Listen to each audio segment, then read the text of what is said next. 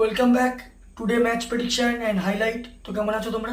আজকে আমি আলোচনা করব আইসিসি মেন্স টি20 world cup 2024 match number 52 and last match এই গ্রুপের, এরপর সেমিফাইনাল যেটা খেলা হবে আফগানিস্তান ভার্সেস বাংলাদেশ।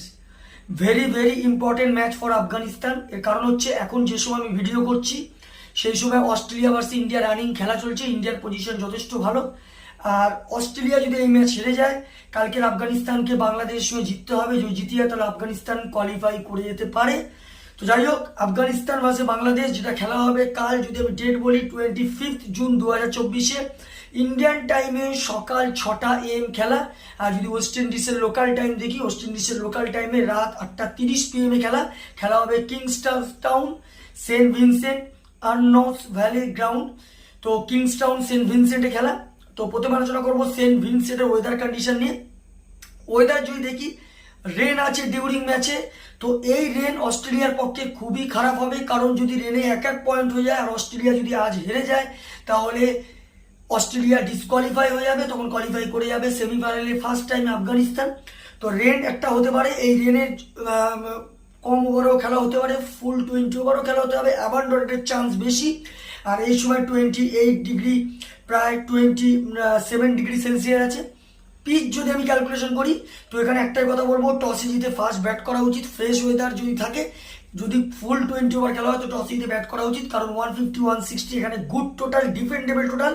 সেকেন্ড ইনিংসে চেস করা টাফ হয়ে যায়।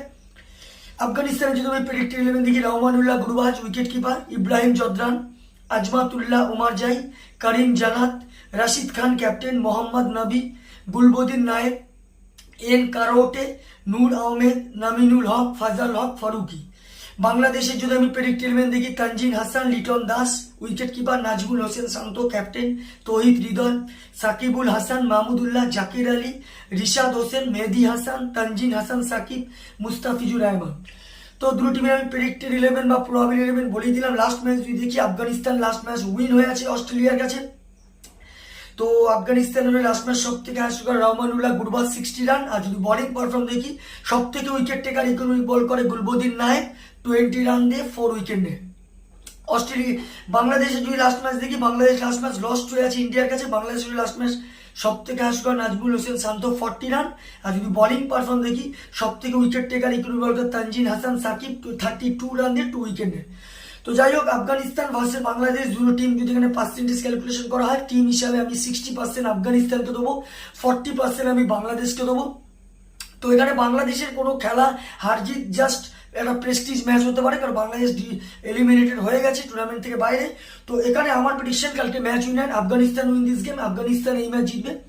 টপ ফ্যান্টাসি পিচ যদি দেখি, কারা কারা এই ম্যাচে পারফর্ম করতে পারে, আফগানিস্তানের যদি টপ ফ্যান্টাসি এখানে পিচ দেখি, তো আফগানিস্তানে রহমানুল্লাহ গুরবাজ, করিম জান্নাত, রাশিদ খান, নামিনুল হককে টপ ফ্যান্টাসি পিকের মধ্যে রাখবো। বাংলাদেশে যদি টপ ফ্যান্টাসি পিক দেখি, লিটন দাস, সাকিবুল হাসান, জাকির আলী, মুস্তাফিজুর রহমানকে টপ ফ্যান্টাসি পিকের মধ্যে রাখবো। রানের যদি এখানে ক্যালকুলেশন করা হয়, যদি এখানে আফগানিস্তান ফার্স্ট ব্যাট করে তো আমার ক্যালকুলেশন 160 থেকে 170 করবে, যেটা 15 কি 20 রানে আফগানিস্তান ম্যাচ উইন হবে। বাংলাদেশ যদি এখানে ফার্স্ট ব্যাট করে তো আমার ক্যালকুলেশন বাংলাদেশ 130 থেকে 140 মধ্যে রেস্টিক হবে, যেটা 5 কি 4 উইকেটে আফগানিস্তান ম্যাচ উইন হবে।